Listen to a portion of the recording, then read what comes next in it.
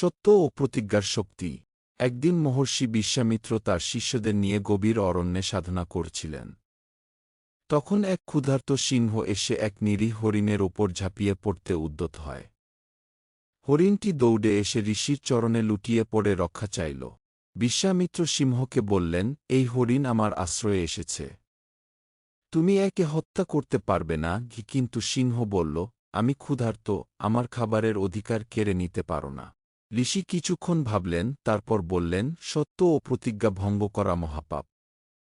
যদি তোমার সত্যিই খাদ্যের প্রয়োজন হয়, তাহলে আমি আমার শরীর তোমার আহারের জন্য উৎসর্গ করলাম। ঋষির এই আত্মত্যাগ দেখে দেবতারা আনন্দিত হলেন। সিংহ আসলে স্বয়ং ইন্দ্র ছিলেন, যিনি ঋষির পরীক্ষা নিচ্ছিলেন।